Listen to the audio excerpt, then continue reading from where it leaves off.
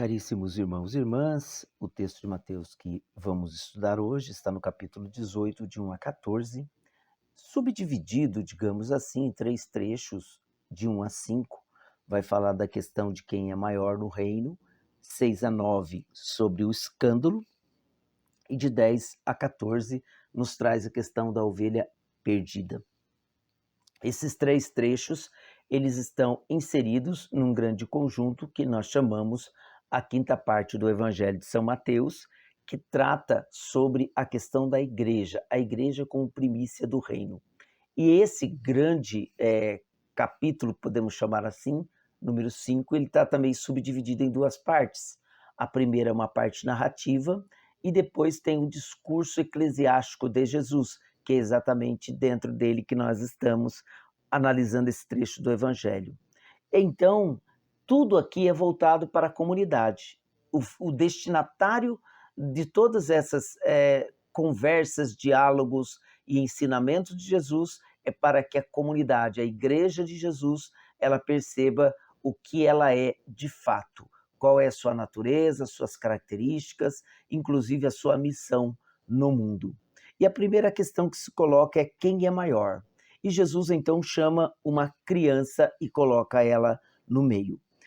A criança já não é a primeira vez que ela é tida como, digamos, símbolo de alguma realidade dentro do conceito do reino aí de Israel. O próprio livro do Eclesiástico já nos trazia, no capítulo 3, versículo 17 e 20, algo relacionado a isso. E aqui, quando Jesus retoma, tem uma questão muito objetiva.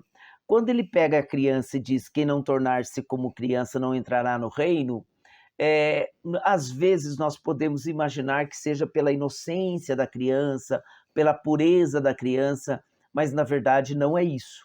Até porque, às vezes, muitas crianças nós vamos perceber que os comportamentos que elas desempenham, desenvolvem, não é muito inocente e também ela pode demonstrar, inclusive, um certo egoísmo, por exemplo, de não querer repartir, de não querer partilhar. Então isso não seria nem positivo. Mas no que sentido Jesus então trata aqui as crianças?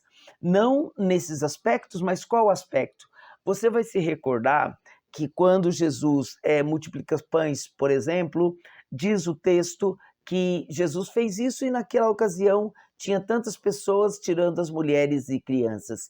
Por quê? Porque mulheres e crianças elas faziam parte de uma categoria que não era produtiva. A mulher por si já não tinha mesmo uma função produtiva nesse sentido de exercer uma tarefa, uma profissão. Ela cuidava da casa, não que ela não tivesse ocupações, mas ela não tinha uma profissão, como a gente normalmente costuma dizer. Por exemplo, São José era um carpinteiro ou um artesão, né? E as crianças também não. Por quê? Porque elas não têm força laborativa. Por isso que o censo ele só contava os homens, porque os homens, além de terem uma profissão, eles poderiam ser contados para que eles pudessem também servir ao exército do império do momento, que no caso de Jesus era o Império Romano. Por isso, quando Jesus vai nascer, tem um censo, José vai até Belém com Maria para se recensear, tá certo? Então é esse o aspecto, o símbolo da criança, porque nesse aspecto a criança ela é totalmente dependente, ela não é autossuficiente, ela precisa do auxílio de alguém maior, é essa relação. Então quer dizer que quando nós vivemos na comunidade de Jesus, a regra é outra. Não é a hierarquia pelo poder, mas a hierarquia pela função, pela necessidade que a comunidade tem que se faça alguma coisa. Mas, na verdade, todos nós devemos ser como crianças. Por quê? Porque todos dependemos de Deus. Não somos autossuficientes. Esse é o sentido.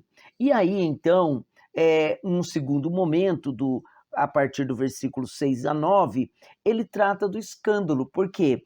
Porque como também uma criança, nós temos que nos desenvolvermos. E a criança aqui, sob esse aspecto, o pequenino ou a pequenez, em vista do escândalo, não é? É aquele que ainda está caminhando, ele precisa de ajuda. Tanto que o livro do Levítico, capítulo 19, versículo 14, vai fazer uma advertência até no tom de lei, que é para não pôr tropeço ao cego. Então, veja, o cego é alguém que precisa de auxílio, que alguém ajude-o a caminhar. E isso é muito importante nessa perícope. Então, todos que estão iniciando na vida espiritual são crianças, são limitados ainda. Então, eles precisam ter o caminho cada vez mais livre ou acompanhamento seguro. Mas se aquele que vai acompanhar causa um escândalo, um tropeço para ele, o que vai acontecer? Ele vai ser interrompido na sua caminhada. E é isso que Jesus está exortando a sua igreja, porque muitos começarão a caminhar, mas a comunidade não pode ser um contra-testemunho, porque pode acontecer desse que está iniciando, vendo o escândalo causado por aqueles que já são avançados na fé, não que isso justifique, mas ele explica, muitas vezes as pessoas acabam desanimando por conta do contra-testemunho dos outros. Então a comunidade não pode ser esse contra-testemunho. Daí o problema do escândalo, e Jesus até vai dizer, é melhor colocar uma pedra de mó no pescoço e se atirar ao mar. Por quê? Porque você está colocando em risco a vida ou a salvação de um membro do corpo de Cristo. Por final, ele fala da ovelha perdida.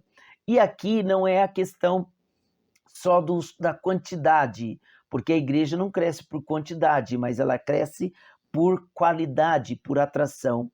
Então, aqui é a dimensão da vida missionária da igreja. Então, não basta você cuidar daqueles que você já conquistou. Se alguém está desgarrado, é papel da igreja, é papel da comunidade, é missão da comunidade ir atrás daquele que se perdeu e trazê-lo de novo para o seio e para a segurança da comunidade cristã.